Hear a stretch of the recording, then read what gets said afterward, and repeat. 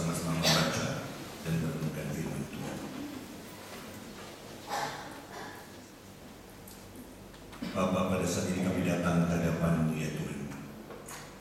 Tolong kami Bapa, supaya kami boleh melihat akan tangan karya kasih-Mu ya Tuhan. Sehingga kami boleh melihat segala hal bukan hanya menurut pandangan kami sendiri, tapi kami ya Tuhan boleh melihat sekali lagi rajutan tangan kasih. Bapa, sebentar kami akan membaca dan merenungkan firman-Mu. Biarlah Tuhan setiap kali kami membuka firman Tuhan, kami juga membuka hati kami. Dan kiranya Roh Kudus akan menceritakan mata rohani kami.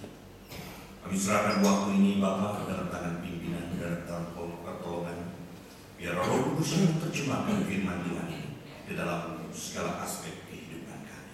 Di dalam nama Tuhan Yesus, Juru Selamat dan Bos kami hidup, kami berdoa menyerahkan waktu ini. Amin. Saudara sekalian, terima kasih.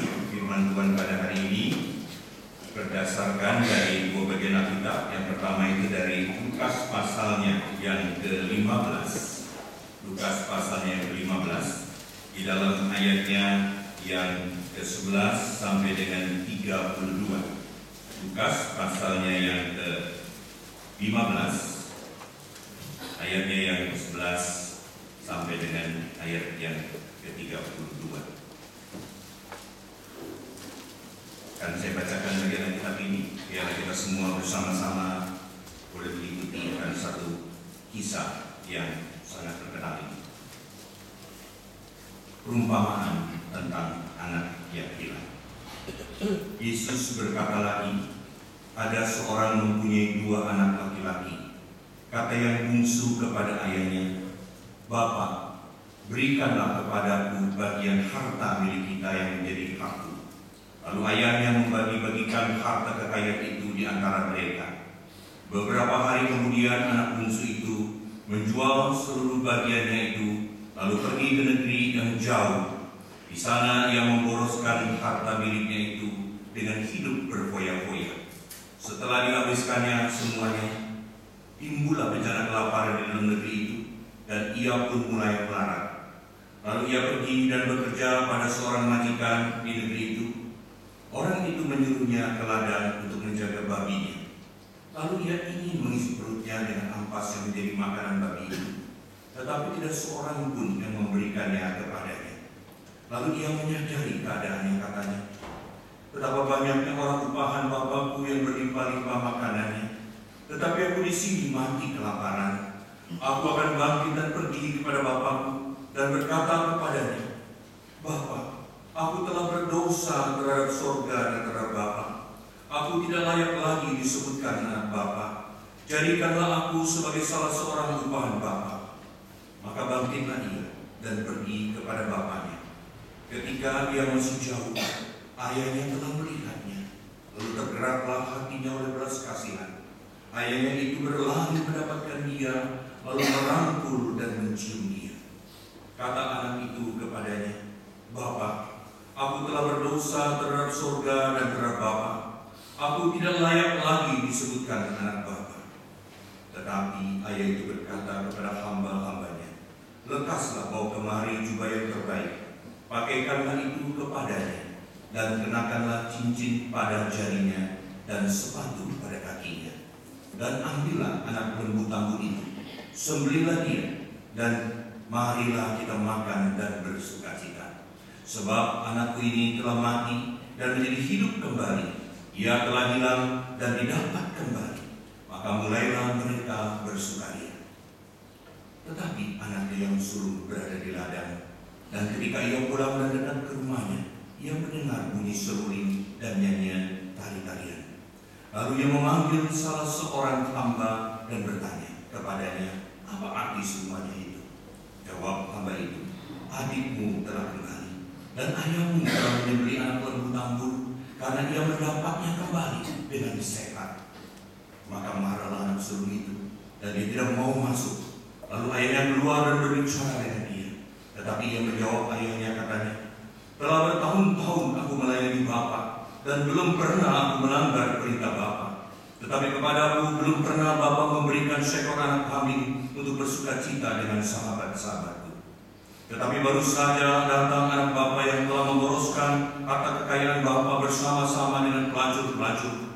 Maka Bapa menyembelih anak lembu tambun itu untuk dia. Kata ayahnya kepadanya, "Anakku, engkau selalu bersama-sama dengan aku, dan segala kepunyaanku adalah kepunyaanmu. Kita patut bersuka cita dan bergembira, karena adikmu telah mati dan menjadi hidup kembali.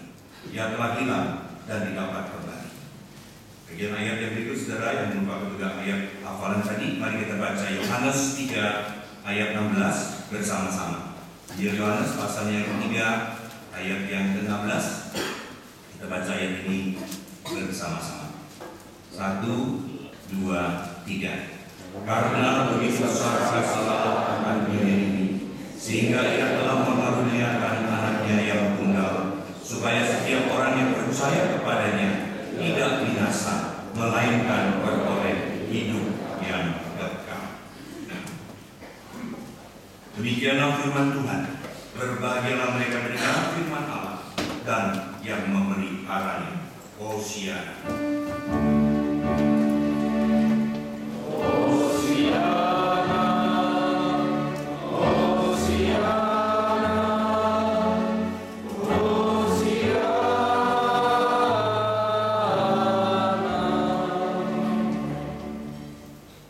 Shalom, mas sekalian terkasih. Shalom. Ya, kita saudara sekalian di dalam Minggu Sengsara atau Lenten Sunday yang ketiga ini, di dalam Minggu Prapaskah yang ketiga, dan bersama-sama beribadah di tempat ini. Saudara sekalian, tema pada hari ini adalah Tuhan mengasihi. Ya, saya sudah merasakan saudara bagaimana suasana dari segala yang hari ini, baik puji-pujian ataupun juga tadi fragmen yang dikatakan. Ya, saya tidak tahu bagaimana perasaan Anda tadi. Anda sudah dibawa kepada satu perasaan Anda dikasih oleh Tuhan. Amin. Amin. Amin. Amin. Ya, saudara keras sekali, bagus sekali. Ya. Nah, saudara-saudara sekalian, firman Tuhan tadi yang kita sudah baca itu adalah bagian dari Injil Lukas, ya, dan kisah yang terkenal itu The Prodigal Son, anak yang hilang, yang terkenal bahkan ada lukisan dari Rembrandt juga yang menggambarkan mengenai akan anak yang hilang yang begitu indah. Saudara, bagaimana pada waktu sang bapak itu memeluk sang anak itu yang kembali itu anak yang hilang itu. Nah, saudara sekalian, saya ingin memulai firman Tuhan pada pagi ini sebelum kita masuk ke dalam konteks dan ayat yang kita akan renungkan dengan satu yang saya sebut dengan grace mindset, kerangka pikir anugerah atau pola pikir anugerah. Karena ini akan menentukan saudara sekalian cara kita melihat sesuatu. Yang mengenai grace mindset ini memang ada yang terkenal, saudara, bahkan bukunya yang terkenal yang sudah di dalam beberapa kira-kira beberapa puluh tahun yang lalu, kira-kira tahun yang lalu, yaitu John Naisbitt, saudara, kemudian tentang mindset. Dia mengatakan saudara sekalian, mindset atau pola pikir atau kerangka pikir itu adalah seperti begini. Bayangkan saudara sekalian, kalau seorang anak itu membawa martil, membawa palu, ya, dia akan melihat semua hal itu seperti paku, ya, seperti paku yang mau memalu saja semuanya, saudara sekalian. Ya, dan lebih sederhana lagi, saudara, kalau pola pikir itu kita gambarkan begini, ya. Kalau ada seorang melihat pohon, saudara, kalau seorang ekonom, dia akan langsung berpikir, oh ini bisa dijual berapa kira-kira, uangnya berapa ya. Nah, kalau seorang tukang kayu, ya, ahli atau furniture, ya, dia akan pikir-pikir ini bisa dibuat apa nih kalau itu pohon kayu ini yang bisa dibikin kursi ya, seperti yang kita duduki misalnya, atau dibuat apa gitu dari kayu. Nah, kalau seorang yang suka tanaman, dia akan pikir, wah sekarang kita mesti lebih go green gitu ya. Nah, pohon-pohon sudah mulai kurang, ya. Kalau saudara memikirkan tentang kasih Allah, apa yang ada dalam benak Anda? Tuhan mengasihi. Ya, tapi kalau tadi saya dengar suaranya amin gitu ya, itu kayaknya semua sedang alami kasih Tuhan. Amin. Amin. Amin, amin ya, puji Tuhan, saudara ya. Nah, saudara, saya sebut dengan grace mindset. Ya. Nah, grace mindset ini, saudara sekalian, itu ada 4. Ya. Nah, nanti dengan grace mindset ini kita akan melihat bagian Alkitab yang tadi kita baca. Ya. Nah, Grace mindset itu yang pertama adalah ada satu pikiran, the Lord is God, the Lord is good. Tuhan itu Allah, Tuhan itu baik. Mari kita katakan sama-sama, 1, 2, 3. The Lord is God, the Lord is good. Tuhan itu Allah, Tuhan itu baik. Yang kedua, saudara sekalian, kita akan bagi orang yang sudah mengalami anugerah Tuhan, dia mengingat akan anugerah itu. Sebetulnya apa anugerah itu? Ya, saya langsung mengutip saja dari seorang penulis yang terkenal itu, saudara, yaitu Philip Yancey. Di dalam bukunya yang berjudul What's So Amazing About Grace. Apa yang begitu ajaib, apa yang begitu mengherankan mengenai anugerah itu. Dia mengatakan kalimat ini, saudara, dikatakan, there is nothing we can do to make God love us more. There is nothing we can do to make God love us less. Tidak ada satu pun yang dapat kita lakukan untuk membuat Allah lebih mengasihi kita ataupun membuat Allah kurang mengasihi kita. Artinya apa, saudara? Allah sudah mengasihi kita. Allah sudah mengasihi Anda dan saya. Itulah anugerah, saudara saya. Ya, ada satu buku renungan yang saya percaya mungkin banyak di antara Anda yang memahami, Our Daily Bread, atau disebut juga santapan rohani, ya, atau di dalam bahasa Mandarinnya Living ya. Nah, itu sudah lihat dalam 3 bahasa Mandarin. Buku itu memang kalau di dalam satu survei dari Leadership Journal, itu renungan itu adalah nomor 6 terbaik dari 10 renungan, nomor 6 yang terbaik, ya, yaitu Our Daily Bread itu. Nah, di sana dikatakan satu definisi sederhana. Saya suka sekali saya membaca Our Daily Bread, ya, selain saya membaca renungan yang lain. Apa itu grace, saudara? Apa itu anugerah? Anugerah itu adalah, grace is receiving what we don't deserve. Menerima sesuatu yang kita tidak layak. Itu anugerah, saudara. Ya. Menerima sesuatu yang kita tidak layak terima. Nah, ini biasanya didampingi oleh satu kata lain, yaitu mercy. Mercy ini diterjemahkan belas kasihan, ya, atau disebut juga, saudara, rahmat. Apa itu rahmat? Itu pengampunan. What is mercy? Mercy is not receiving what we do deserve. Tidak menerima yang seharusnya kita terima. Jadi dua kata berdampingan, saudara sekalian.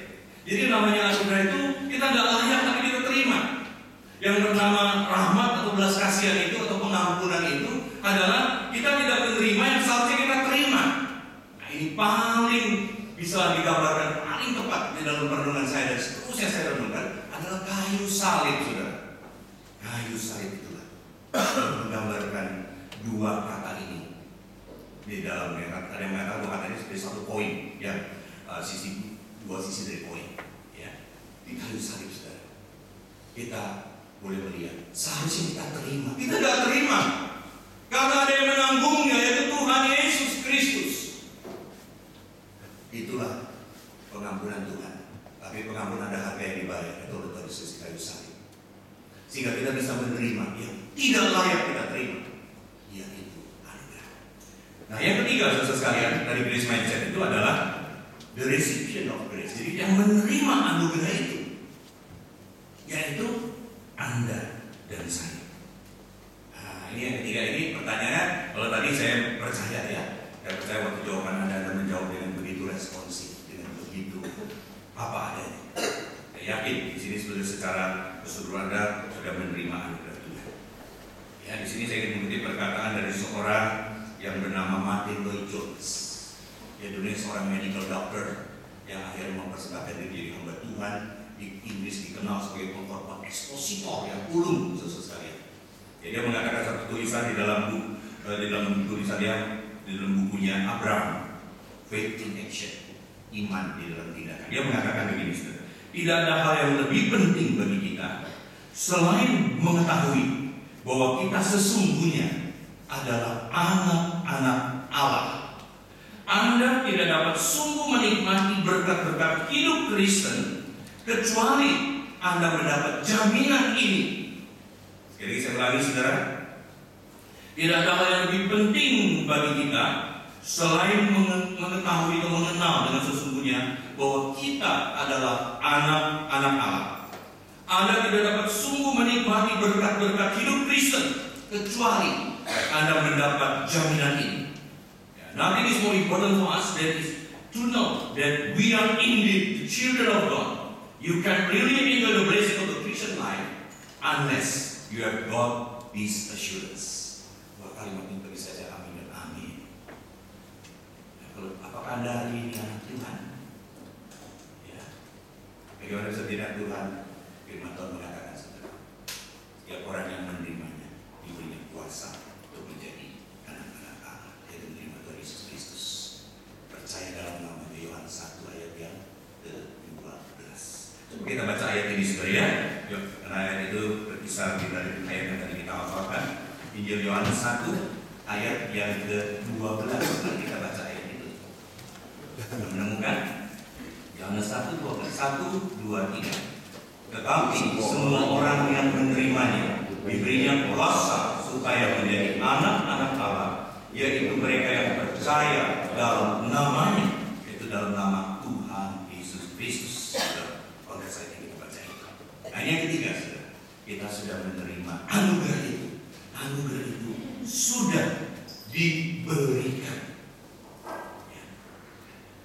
Yang keempat, saudara sekalian, adalah respon setelah kita menerima anugerah itu. Nah, di sini ada perkataan dari satu orang yang juga saya kutipkan, Jenderal dari Alexander. Dia mengatakan, mereka yang paling merasakan mendapat jaminan dari kasih Allah adalah mereka yang paling suka merenungkan jaminan tertulis dari kasih. Di dalam tulisan yang dijudul Consolation. Ya, sekali lagi saudara, mereka yang paling merasakan jaminan dari kasih Allah, yang terus tinggal di dalam jaminan kasih Allah, adalah mereka yang paling suka merenungkan jaminan tertulis dari kasih itu. Those who have had the most abiding assurance of God's love are those who have been most in meditation on written assurance of that love. Kita sekali ya. Nah, jadi setelah apa itu? Firman Tuhan. Kita suka baca firman Tuhan karena tiap kali kita baca firman Tuhan, di dalamnya kita menemukan akan Yesus Kristus, kita menemukan akan kasih Allah di dalam firman. Ya, seperti kita membaca surat cinta. Ya, dulu bapak-bapak yang seusia saya masih ingat bapak-bapak surat cinta yang kita pernah tulis, ibu masih ingat surat cinta yang pernah tulis oleh bapak-bapak? Masih ingat ini? Ya, saya masih ingat saudara sekali. Ya. Surat itu sekarang saya simpan di satu kotak. Iya. Nah, kalau Tuhan berkenan suatu saat saudara, karena saya pernah ada siaran radio ya tentang hidup keluarga di Bandung. Saya siaran di sana selama 3 tahun ya tentang hidup hubungan keluarga. Ya. Nah, jadi banyak pertanyaan tentang Pak, tolong pertanyaan-pertanyaan itu dituliskan. Kata dia nanti saat tiba tuliskan. Ya. Nah, saudara, saya masih ingat waktu ya saya sedang operasi mata, saya tidak boleh banyak membaca, tapi dokter bilang boleh baca sedikit.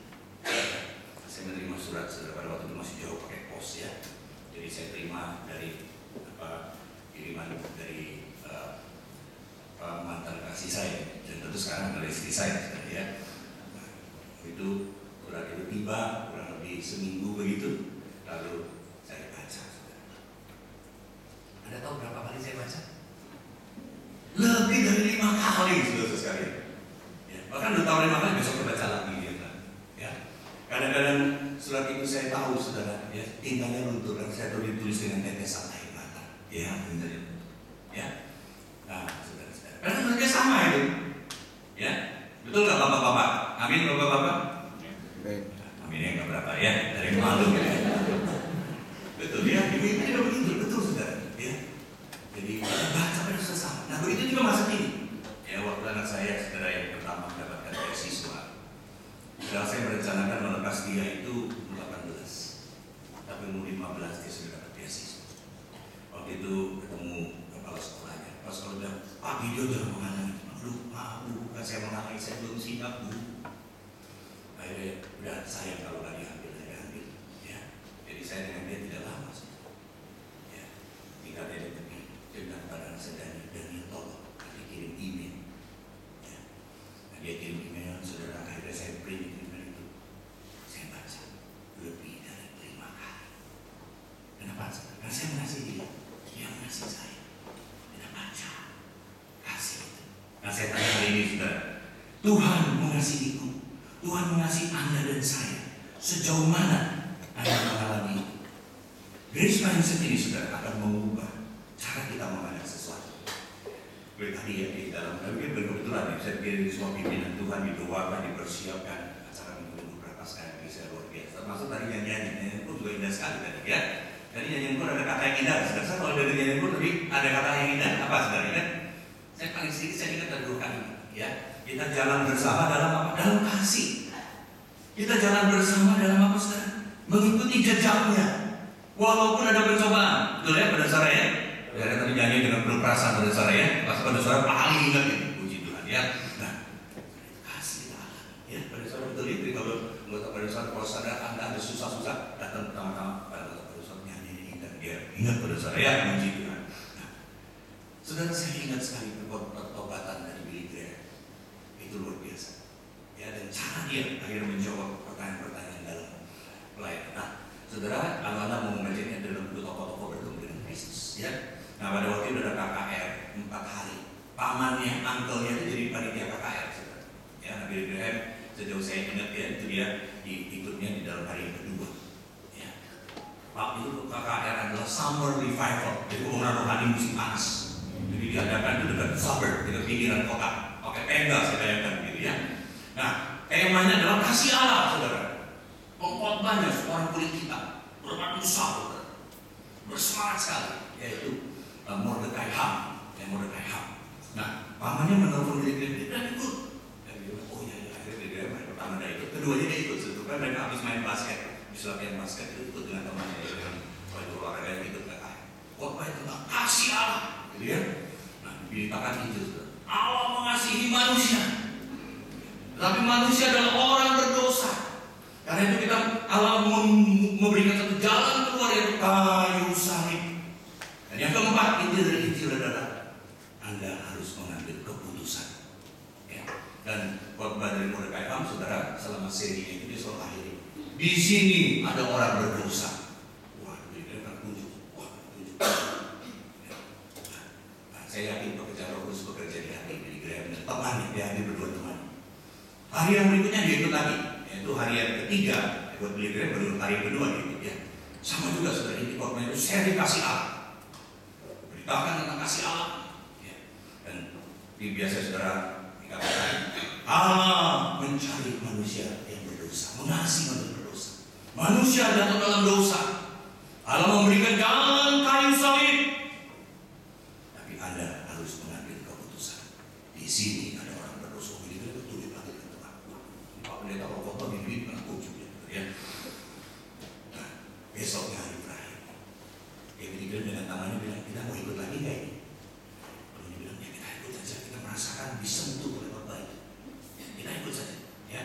Tapi saya ditunjuk-tunjuk begitu nggak enak, karena tunjuk terus saya. Lalu begitu begini, kita lihat di belakang, karena saya duduk di belakang, ya. Begitu besok-besok kita duduk di belakang saja di belakang tempat kosong. Ya betul, itu ada orang yang datang. Ya, dan sampai MC-nya bilang begini, saudara, kalau saudara boleh, ya, mau boleh Anda sebagian di sini pada saudara masih ada beberapa tempat kosong, ya, yang mau boleh silakan maju. Wah, Billy Graham bilang kebetulan sekali dia maju langsung dari sini, ya. Nah, sudah akhirnya semua yang berlangsung dan puncaknya saudara kasih Allah mencari manusia, teosentris. Allah mencari Anda. Allah mengasihi manusia. Manusia adalah orang berdosa. Dan itu dosanya harus dibereskan. Allah memberikan jalan salib. Dan Anda harus mengambil keputusan. Ini adalah hari terakhir. Di sini ada orang-orang berdosa. Billy Graham temannya senang sekali. Dia nggak pernah tunjuk nih. Tapi hari ini pengkhotbahnya berbalik, saudara. Di sini juga ada orang berdosa. Wah, saudara. Dia nggak bisa lari lagi. Dia bilang kalau main basket saya bisa rebound. Ini nggak bisa rebound lagi. Tenang. Hari itu Billy Graham menerima Tuhan Yesus jadi tujuan selamat pribadi. Dan yang indah kalau Anda membaca kisah itu, di malam itu tidurnya nyenyak sekali. Besok pagi dia bangun, dia bukan sendiri. Dia katakan, matahari tertawa, bunga tersenyum, burung menyanyi. Wah, kalimat ini buat saya indah sekali. Mata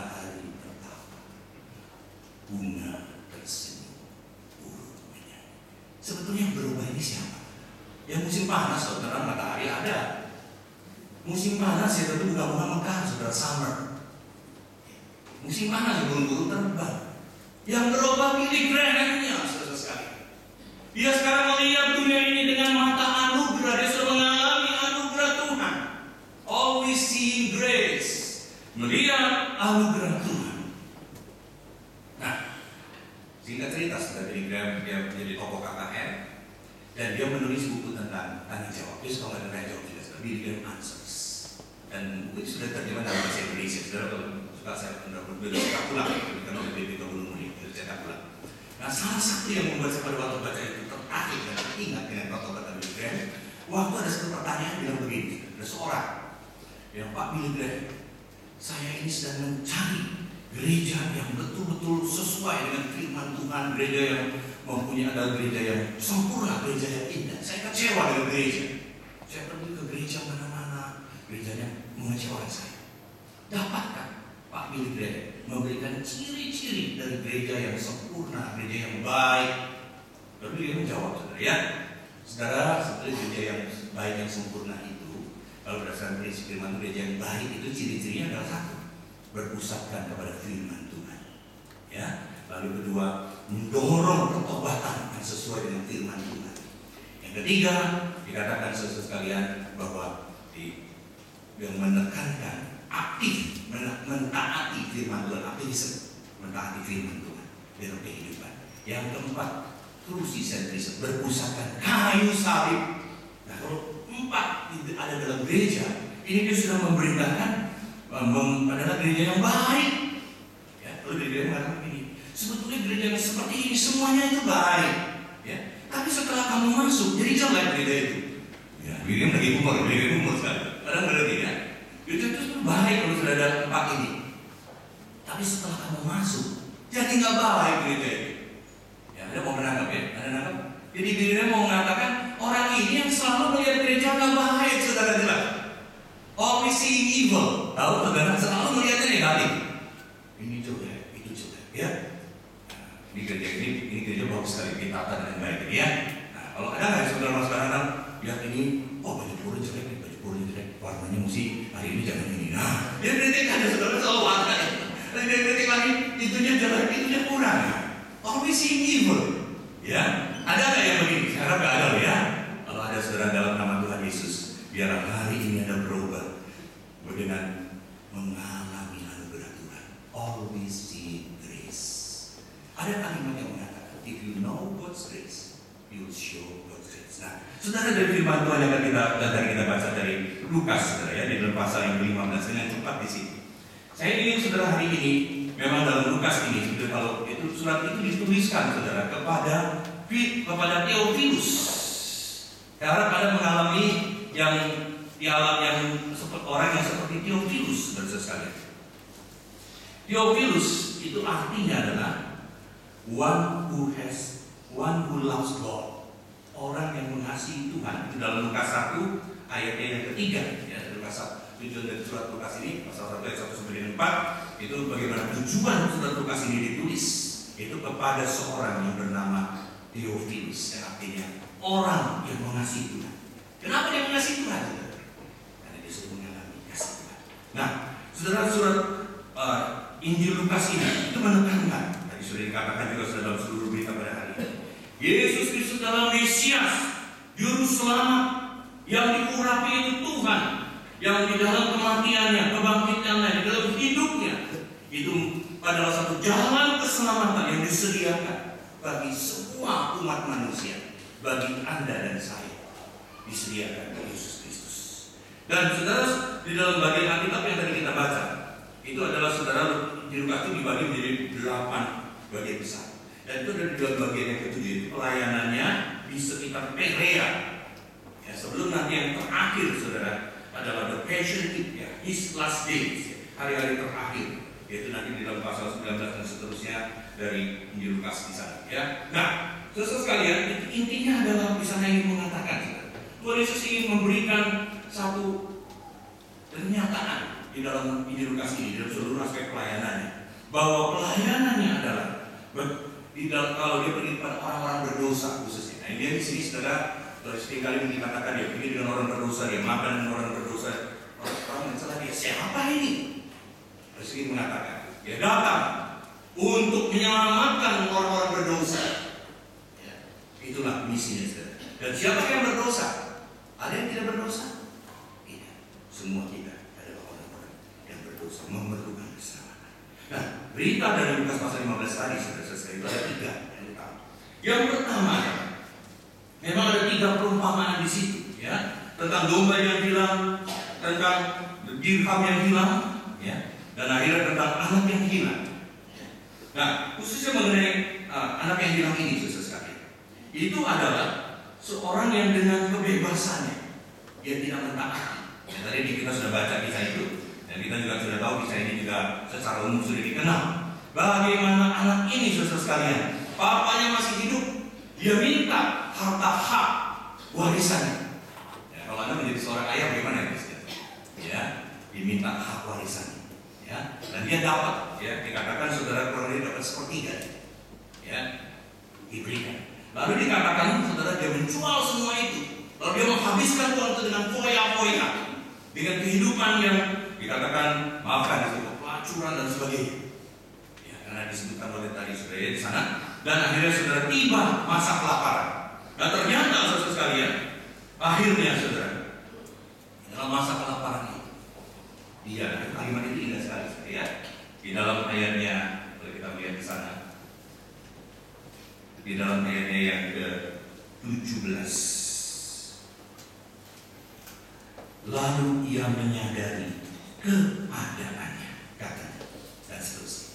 Dia menyadari sesuatu, dia ingat rumah Bapa. Dia ingat rumah Bapa. Dikatakan saudara betapa banyak orang umpan Bapakku yang berlimpah-limpah makanannya, tetapi pun di sini mati kelaparan. Bahkan ngomong makan ampas makanan babi pun saudara sekalian, ia tidak diizinkan. Aku akan bangkit dan pergi kepada Bapakku dan berkata kepadanya, Bapa, aku telah berdosa terhadap surga dan terhadap Bapa. Aku dikatakan di sana saudara, aku tidak layak. Aku tidak layak lagi disebutkan anak Bapa. Jadikanlah aku sebagai salah seorang upahan Bapa. Yang menyadari keadaan dirinya. Ya, tadi kalau Mordekai mengatakan ada orang berdosa. Nah, biasanya kita kalau dikatakan itu langsung bela diri, saudara. Kita tidak mengakui. Ya. Sampai satu saat saudara tadi dikatakan Billy pun akhir sampai hari yang terakhir dia tidak bisa dibawa lagi. Dia tidak bisa diterima. Nah, sesuatu sekali di sini yang indah dari anak yang maka bangkitlah dia dan pergi kepada bapaknya. Ketika ia masih jauh, ayahnya telah melihatnya. Lalu tergeraklah hatinya oleh belas kasihan. Ini disebut pengampunan. Ini disebut rahmat. Ayahnya itu berlari mendapatkan dia, lalu merangkul dan mencium dia. Inilah momen of grace. Kata anak itu kepada Bapa, aku telah berdosa terhadap surga dan terhadap Bapa. Aku tidak layak lagi disebutkan anak Bapa. Tetapi ayah itu berkata, rahmatnya dan seterusnya. Jadi hati apa saudara? Dia diterima lagi, diampuni. Bahkan diadakan satu pesta sukacita. Dikatakan, marilah kita makan dan bersukacita. Sebab anakku ini telah mati dan menjadi hidup kembali. Dia telah hilang dan dia dapat kembali. Maka mulailah mereka bersukacita. Saudara, saya tidak tahu bagaimana Anda merasakan mengalami bagian Alkitab ini. Bagi saya, ini adalah satu momen yang indah. Kita semua betul-betul mengalami Tuhan mengasihiku, mengasihi Anda dan saya. Apa kau mengalami terorisme? Tuhan itu angkat dan kembali. Anugerah itu sudah diberikan. Kita sadar itu. Akhirnya kita tidak terus menolak lagi. Kita terima. Kita terima. Waktu kita terima, kita renungkan. Terus merenungkan. Berkali-kali tidak bosan-bosan. Kenapa? Karena waktu kita renungkan itu, kita teringat akan kasih Allah. Yang menjadi masalah saudara, memang pengalaman hidup kita bisa menjadi berbagai macam tantangan ataupun hal. Saya akan tutup saudara dengan satu cuplikan kisah tentang bagaimana seorang pemuda, seorang remaja menemukan kasih Allah yang tidak buat dia. Di sini diceritakan saudara, ada seorang anak SMA, murid SMA yang bernama Brian. Brian adalah seorang murid SMA yang cacat, ya, yang kebetulan sekolah di SMA yang sama dengan seorang yang bernama Mike. Ya. Brian selalu mencari perhatian dengan bertingkah laku aneh, tapi semua teman senang mempermainkan dan mengejeknya. Dapat dikatakan Brian adalah badut di sekolah dan penghibur mereka yang suka mengolok-oloknya.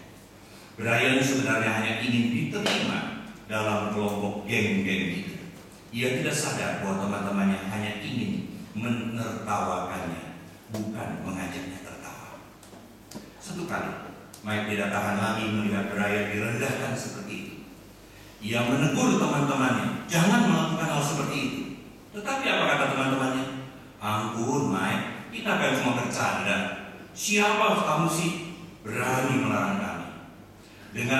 Dan ejekan itu terus berlanjut. Namun hal yang berubah adalah Brian kini menjadi teman dekat Mike.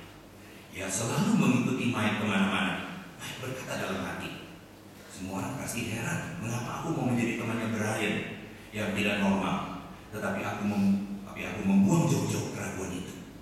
Aku sadar bahwa Allah ingin aku memperlakukan Brian sebaik mungkin, seperti aku juga ingin diperlakukan. Pada suatu weekend, pada suatu akhir pekan, Mike mengundang Brian main ke rumahnya. Mereka bermain video games bersama. Tiba-tiba saja Brian bertanya, "Hai Mike, kamu pergi ke gereja mana?"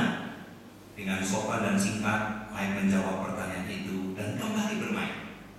Tetapi Brian terus bertanya kepada Mike, mengapa Mike berbeda dengan teman-teman yang lain? Dan akhirnya bertanya tentang Tuhan.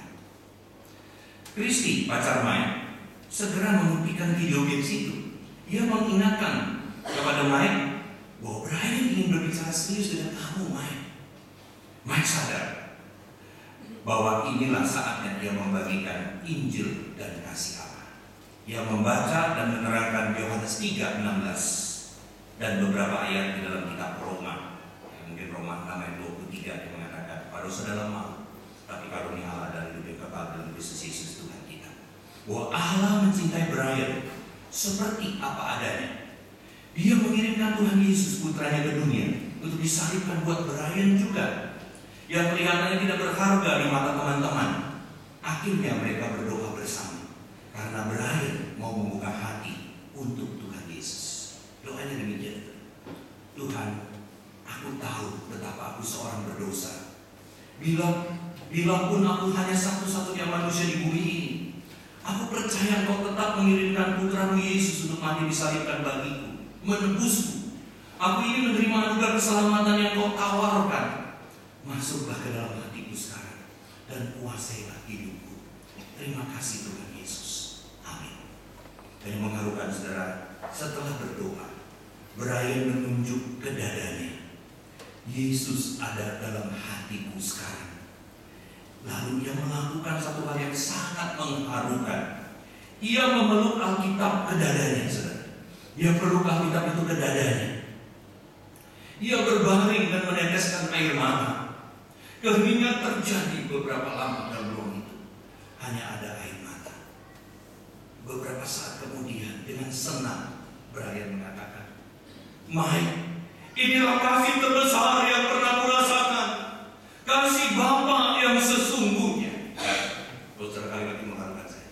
"Mike, inilah kasih terbesar yang pernah kurasakan. Kasih Bapa yang sesungguhnya." Brian menceritakan ayah kandungnya yang meninggalkannya saat dia berusia 5 tahun.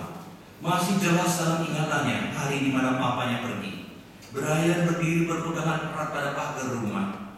Papanya mengatakan bahwa ia akan pergi jauh, meninggalkan Brian dengan ibunya, dengan mamanya. Ia katakan pula bahwa ia tidak sanggup lagi mempunyai anak yang tidak normal seperti Brian.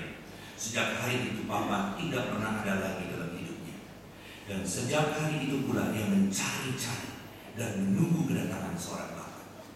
Kini pencarian itu telah berakhir. Brian menemukan kasih Bapa yang terbesar, yang sejati, yang dicarinya sejak berusia 5 tahun. Brian tidak akan pernah sendiri lagi. Saya baca ini, kisah yang kelihatannya simpel itu sangat menghargai kisah. Dia mengalami Tuhan mengasihiku. Tentu pengalaman kita berbeda-beda. Dari satu hal, saudara, sudahkah kita mengalami anugerahnya? Sudahkah kita menerima anugerahnya?